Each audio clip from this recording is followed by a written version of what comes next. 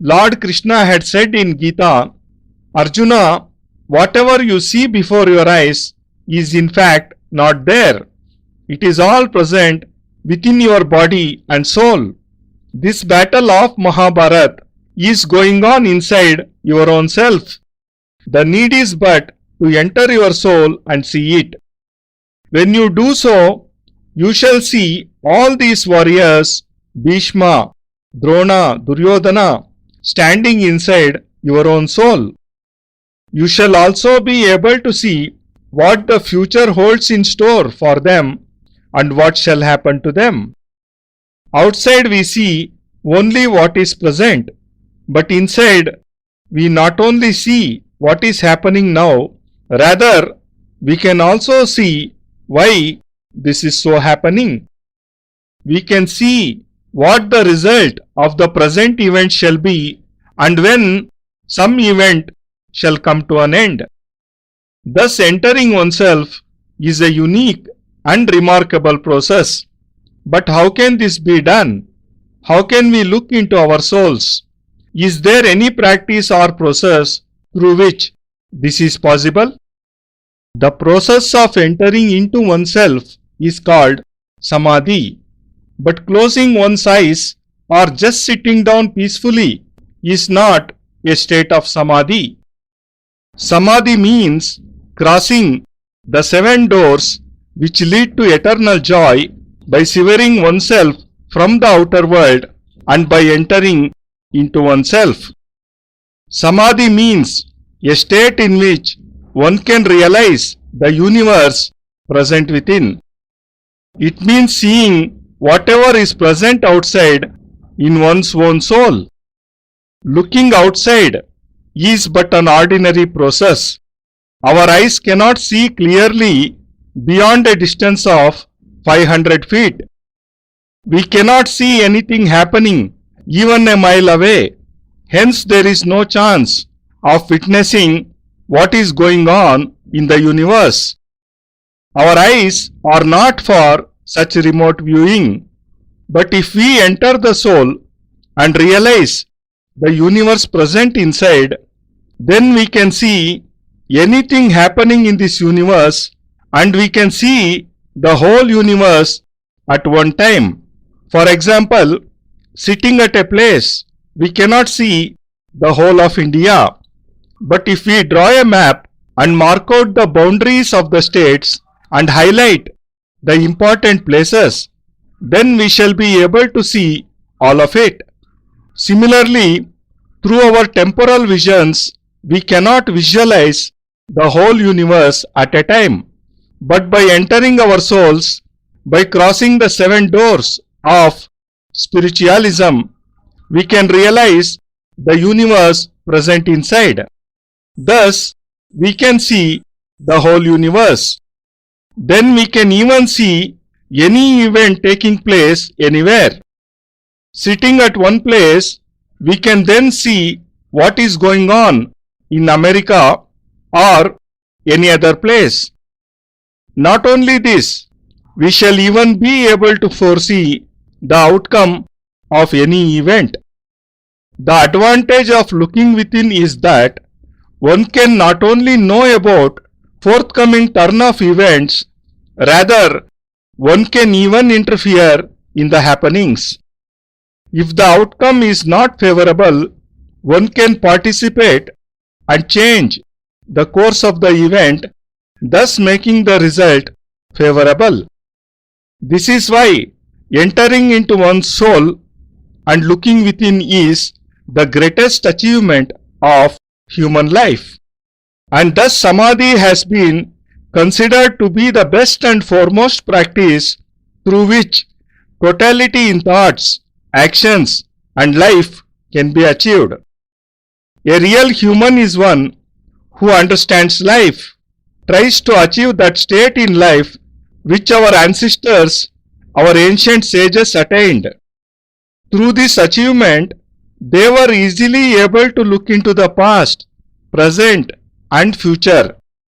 They had no sadhana, they only had this practice through which they could foresee events and could even peep into the past. This practice is also essential for us to understand the cause of our sorrows, which can be done by looking into our previous lives. It is several times seen that one may have spent thousands of rupees, but still one remains ill. One may be very hard working, but still remains poor and surrounded by tensions, worries, and sorrows. Why is that one does not attain true joy in life?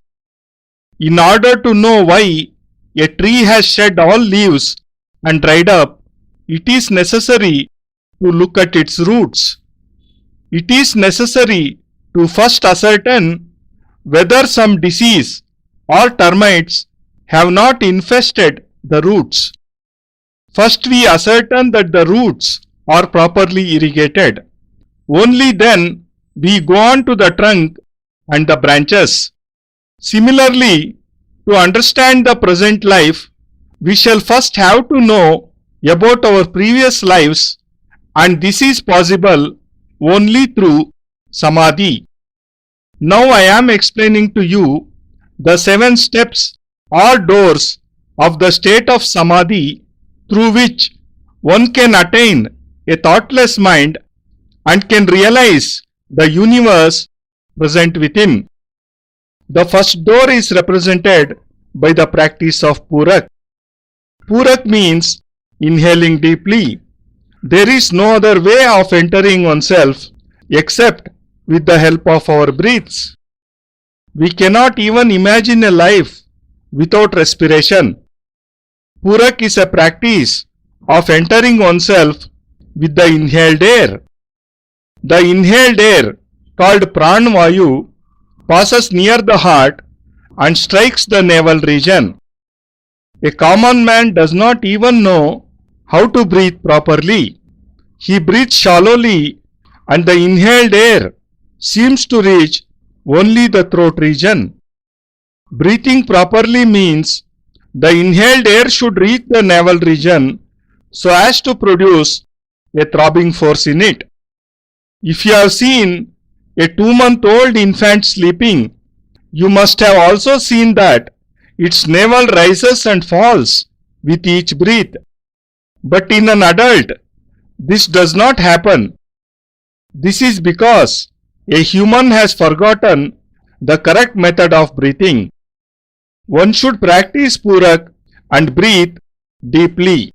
From our throat to the navel region, there are several obstacles in the form of clots of phlegm.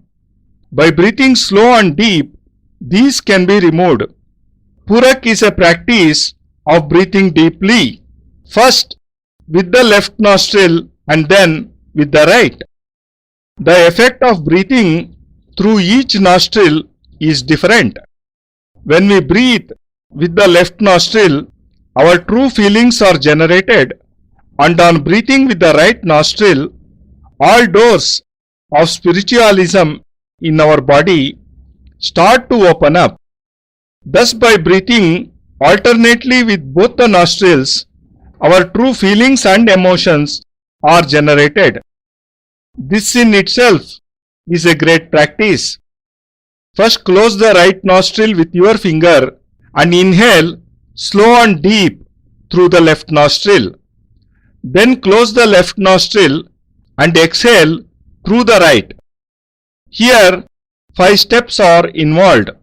First, one closes the right opening of the nose and inhales and exhales with the left opening. Second, one closes the left nostril and inhales and then exhales with the right opening. Third, one inhales with the left nostril and exhales with the right. Fourth, one inhales with the right nostril and exhales with the left. Fifth, one inhales together with both the nostrils and exhales. These 5 steps together constitute the practice of Purak. The practice of Purak inadvertently involves another practice known as Rechak. Rechak means to exhale the stale air. Thus Purak and Rechak are a supplement of each other and are hence performed together. We should breathe in deeply and exhale the stale air completely. Inhalation is called Purak and exhalation is called Rechak. The second door is represented by the Kumbhak practice. Kumbhak means retaining the air breathed in as long as one can. In Kumbhak, one does not exhale for a long duration. The air is inhaled and is stopped from being exhaled with the help of Jalandhar Bandh. Jalandhar Bandh is a practice through which the respiratory tract is closed at one's throat and thus the inhaled air is prevented from being exhaled. When the air is confined inside, it becomes hot and starts moving about very fast. Due to this fast flow, all the obstacles are cleared and a great pressure is exercised on the closed second door in the subtle body. I had said that one has to pass through 7 doors. Opening up of the second door is possible only through the practice of Kumbhak. The longer one retains the air, the better. Hence one should not exhale quickly. When we perform Kumbhak, 2 things happen. Firstly, one's face becomes red because as one is not exhaling, a momentum, a fire is generated within. Secondly, the stomach starts bulging, the blood pressure in the veins increases and the nerves get activated. Due to all this, one is able to open the further doors. When the breath is retained, it reaches the digestive fire present inside. On coming into contact with this fire, the confined air becomes hot and starts expanding. Thus the stomach bulges, all diseases are vanquished and a new life force is instilled into the body. The third door of Samadhi is Basrika. In Purak and Rechak, the air is inhaled and exhaled slowly and deeply. Thus all the filth and phlegm inside is not removed and all the doors do not open. For this, a greater force is required. Hence Basrika is performed, and in this practice one has to breathe very fast and deep. Basrika means inhaling and exhaling with a great speed. One should necessarily perform Basrika at least 60 times in 1 minute. You may not be able to do so in the first attempt, but by regular practice, this rate of breathing can be attained. Thus, breathing fast is a process of opening the third door. When this door opens, one begins to realize the divine conscience and lesser thoughts tend to pervade into one's mind. Only 1/3 of the number of thoughts occurring in one's mind before remain behind. When the pressure on the brain eases, the mind starts to become thought-free and one gains mental and spiritual peace. Thus Basrika is indeed a very important practice. In the early morning, the sadhak should get up and perform Purak, Rechak and Kumbhak. After this, he should also perform Basrika for at least 5 to 7 minutes. For this practice, he should sit down folding his legs in Virasana. If a person cannot sit in this posture, then he should sit in Sukhasana. But Virasana is no doubt more appropriate in this practice. Sitting in Virasana, place both your hands on your knees, inhale fast and then exhale fast. Exhaling fast means with full force and not slowly. While doing so, some drops of blood may also spurt out with the air exhaled. But you should not worry because This is a practice of cleansing the respiratory tract from the nose to the throat. There may be some obstruction in the form of phlegm or blood clots. Hence, while exhaling with a force, some blood drops may spurt out with this filth, and only when this tract opens up and becomes clear, the next step can be performed. Hence, you should perform Basrika with full vigor so that there is a loud and clear sound of breathing. You should apply full force while breathing in as well as out. Keep practicing till you achieve a rate of 60 cycles per minute. Thus, by regular practice, the third door shall open up on its own. After the opening of the third door, one should start the practice for entering into the fourth door. Entering the fourth door is possible only after attaining perfection in Basrika and Pranayam. After performing Basrika, one should sit still, peacefully, without any delay. A common man cannot perform Basrika for more than 5 minutes. After much practice, yogis can do it for 7, 8 or even 15 minutes. But in the process, the body becomes red hot like a burning ember. All the nerves and veins get activated and the blood starts to flow with a great speed into the brain. The whole body then seems light as a feather. As soon as you complete Basrika, you should sit peacefully in Sukhasana without moving your body. Sitting thus without moving is the way to activate the fourth door. This practice is known as Dhyan. As soon as Basrika is stopped, the eyes close, the mind becomes still, and there appears no movement in the body. For the opening of the fourth door, Dhyan is essential, and it must generally be performed for at least 5 minutes and at the most for 10 to 15 minutes through this process. A perfectly healthy person can go into Dhyan for 32 minutes. Reaching such a state is called totality of life. After rigorous practice, Dhyan can be performed for even 10 hours. In this state, the breathing is very slow, and hence one should try to keep the body still and the mind cut off from the rest of the world.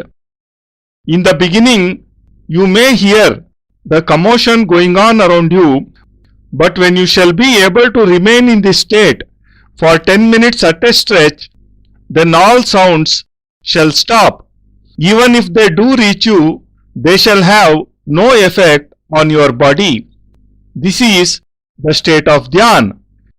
Dhyan does not mean just closing one's eyes. Rather, it is a process of entering one's own self and cutting oneself off from the outer body. The physical body then becomes useless.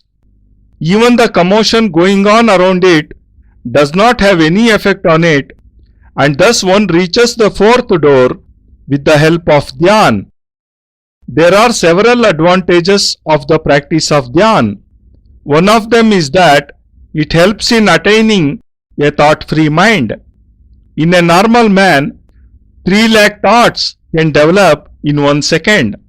But in the state of Dhyan, this number reduces to just 3000. This means that the mind then attains more rest. When you start to delve into your soul with the help of Dhyan, you shall see new, strange and divine scenes. It shall seem as if you are sitting in a Himalayan cave. You may feel as if you are bathing in a pond. You may even see yourself murdering someone, robbing someone, speaking lies, or carrying out a business. Whatever you see shall be scenes from your previous lives. Thus, on entering the fourth door, you shall know who you were and where you lived in your previous life.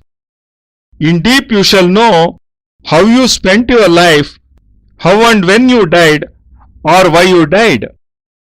In fact, all facts of your previous life shall be revealed to you. When one is able to remain in dhyan for 32 minutes, then one must conclude that the first step of the practice is accomplished. Next to this state is the fifth door. The difference between this stage and that of dhyan is that here we do not remain absolutely still, rather the mind always remains with us. In the state of dhyan, scenes keep revolving before our eyes and we do not know which scenes to see in particular.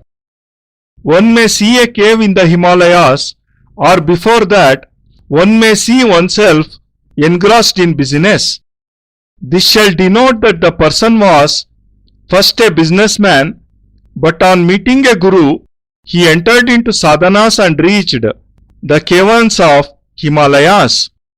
Thus one is only able to see what appears before the eyes. But in this fifth stage, we can see any particular scene we wish to. Suppose a person wants to see in which city he used to live, then the image of that place shall become clear to him. If he wishes to see where he was born or who his parents were, then he shall come to know all about it. In order to see what one wishes to, one has to take help of Dharana Shakti.